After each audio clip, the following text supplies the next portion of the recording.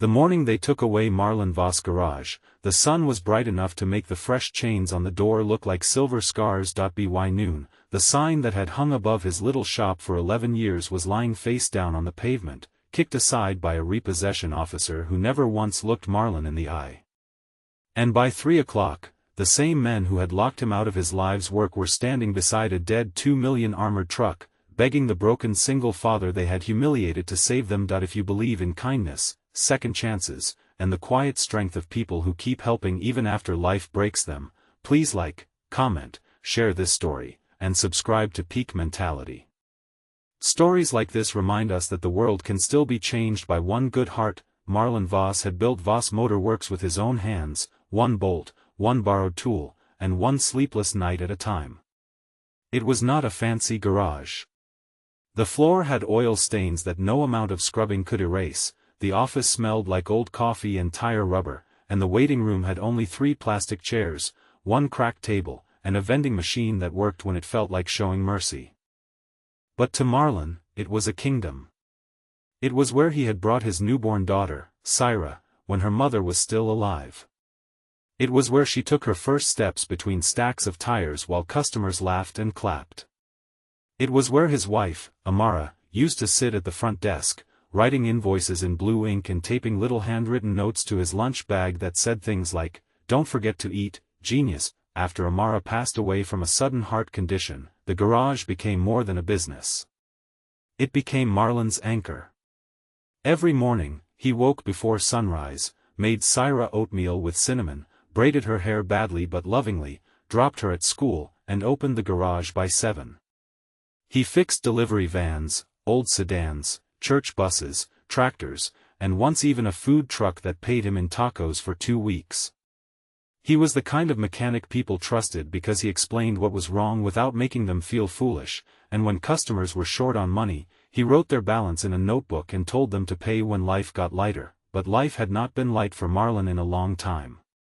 Medical bills from Amara's final hospital stay had swallowed his savings. A bad winter had kept customers away. Then a nearby corporate service center opened with polished floors, free espresso, and advertisements promising repairs faster than human hands could honestly provide. Marlon's regulars still came, but not enough of them. He took a loan against the garage to stay open, believing one good month would turn things around. Then Syra got pneumonia, missed school, and needed treatment Marlon could not delay. He paid the hospital first, the bank second, and that was the beginning of the end. The repossession came on a Tuesday morning in full daylight, cruelly ordinary and painfully public. Marlon had just finished changing the brakes on an elderly woman's car when 2 black SUVs rolled into the lot. A tow rig followed. 3 men stepped out in crisp shirts, carrying clipboards and wearing expressions that looked practiced. The leader, a tall man named Corbin Hales, told Marlon the property had been seized due to default. Marlon tried to explain the payment arrangement he had requested, the extension he had been promised over the phone, the fact that his tools were still inside, his wife's photo was still on the desk, and his daughter's school project was taped to the office wall. Corbin only glanced at the paperwork and said there was nothing to discuss. By the time Syra arrived after school, the garage doors were chained shut. She stood beside her father with her backpack hanging from one shoulder, staring at the place where she had grown up as if someone had taken their home and left only the shape of it behind. Marlon tried to smile for her, but his face trembled before he could control it. He told her they would figure something out. He told her that things were just things. He told her that as long as they had each other, they were not finished. But his voice cracked on the last word, and Syra, only 9 years old but old enough to understand fear, reached for his hand and squeezed it with both of hers. For 2 days, Marlon survived on motion. He packed what little he had been allowed to remove, made calls that led nowhere, searched for jobs at repair shops that told him he was overqualified or that they were not hiring, and sat at the kitchen table late at night with bills spread out like accusations. Syra quietly made him sandwiches he forgot to eat. At school, she told her teacher she was fine, but during art class she drew a picture of a garage with a huge lock across the door and a man standing outside in the sun. On the 3rd day, Marlon walked past the old garage because he could not stop himself. The building looked abandoned already, like it had forgotten him faster than he had ever imagined. The lot was empty except for a few scraps of paper and the faded outline where his sign had been. He stood there with his hands in his pockets, feeling smaller than he had in years. Then a deep grinding sound rolled down the street, heavy and metallic, followed by the sharp hiss of air brakes. A massive armored truck coasted into view and lurched violently near the curb. It was not like the cash transport vans Marlon had seen before. This one was enormous, matte black, reinforced like a military vehicle, with thick bulletproof glass, heavy plating, and a security escort vehicle trailing behind. It crawled another few feet, shuddered, coughed, and died directly in front of the seized garage. The doors opened. Armed guards stepped out first, scanning the street. Then Corbin Hales climbed from the passenger side, his polished shoes landing in a shallow puddle of oil leaking from beneath the truck. Marlon recognized him immediately. Corbin recognized Marlon too, and for one long second, both men stood silent in the bright afternoon glare, connected by the chain on the garage door and the dead armored truck between them. The truck belonged to a private security company transporting rare auction assets from a downtown vault to an airport facility. Inside were watches, diamonds, confidential documents, and art pieces insured for millions. The truck itself, Marlon overheard, was worth nearly $2 million because of its custom armor, encrypted locking system, reinforced suspension, and specialized engine controls. It had to be moved before the next security window closed. A corporate technician was called. Then another. Then a remote diagnostics team. Men in clean uniforms opened panels, plugged in laptops, frowned at screens, and whispered into phones. The engine refused to start. The electronic locks began acting strangely. The truck system was confused, half alive and half dead, like a beast that could no longer remember how to breathe. Marlon watched from across the street. He told himself to keep walking. These were the people who had taken his garage. These were the people who had treated his life like a missed number on a spreadsheet. Let them figure it out. Let their expensive machine sit there in the sun until pride melted out of them. But then he saw one of the guards kneel by the front wheel, pale and sweating, and heard another man say that if the internal cooling failed completely, the cargo compartment's environmental control could shut down. Someone else mentioned the security deadline, the insurance penalties, the risk of exposure, the danger of leaving a high-value vehicle disabled in public. Then Marlon saw Syra across the street, walking home from school, stopping when she noticed the truck. She looked at the chained garage, then at her father, and without saying a word, she reminded him who he was. Marlon was angry, yes. He was wounded. He was exhausted. But he had never taught his daughter that kindness was only for people who deserved it. He had taught her that a good heart did not become useless just because someone else lacked one. So Marlon crossed the street. At first, Corbin looked embarrassed, then defensive. Marlon did not beg. He did not gloat. He simply asked what the truck had done before it died. The technicians barely listened until Marlon pointed out that the oil beneath the truck did not smell like engine oil, that the sound it made before stalling suggested the auxiliary hydraulic system had overloaded, and that the flickering lock panel meant the failure was not mechanical alone. One technician smirked and asked if he had experience with armored vehicles.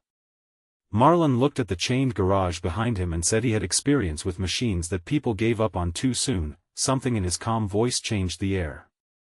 Corbin reluctantly allowed him to look, under supervision. Marlon removed his jacket, rolled up his sleeves, and lowered himself beneath the armored truck on the hot pavement. The underside was packed tight with shielding and custom brackets. He traced lines with his fingers, listened to the faint clicks when the ignition was turned, smelled heated insulation, and asked for a flashlight. The corporate technicians hovered, impatient and skeptical. To them, he looked like a desperate man with grease under his nails. To the machine, he was the first person that day who was actually listening. Minutes stretched. Traffic slowed. The guards grew more nervous.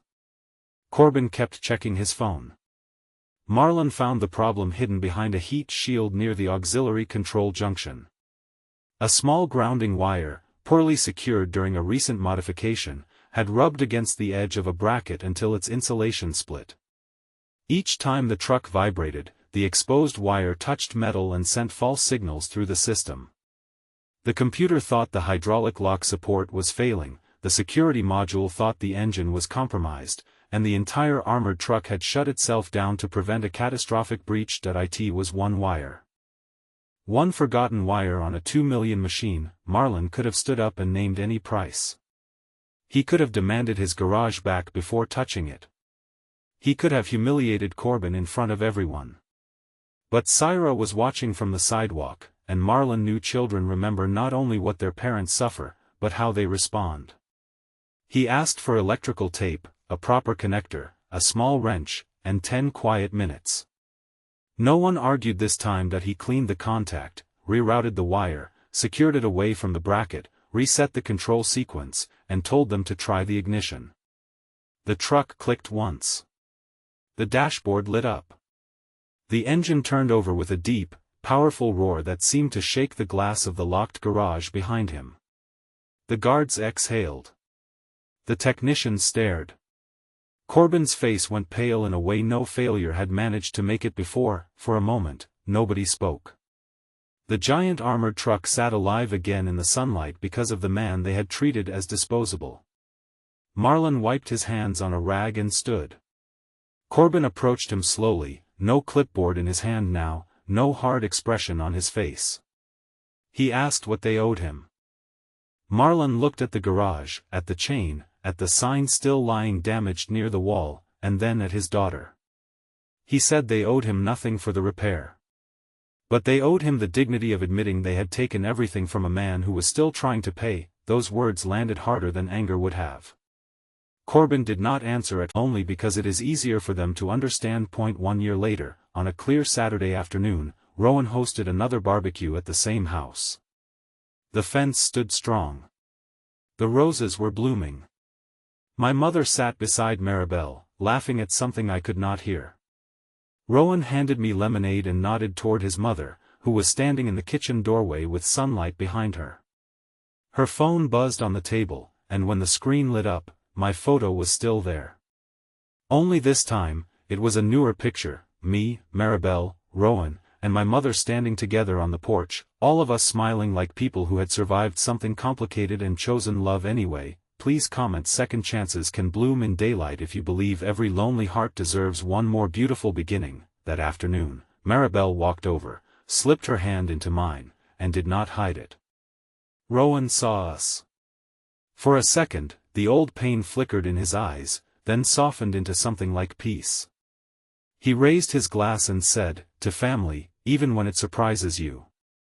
Everyone laughed, but Maribel's eyes filled with tears. Mine did too. Because sometimes the person who changes your life does not arrive like lightning. Sometimes they are already there, in the kitchen, in the garden, in the quiet acts of care you almost missed. And sometimes a phone wallpaper that looks like a joke becomes the first brave confession of a heart that has waited long enough to be loved in the daylight.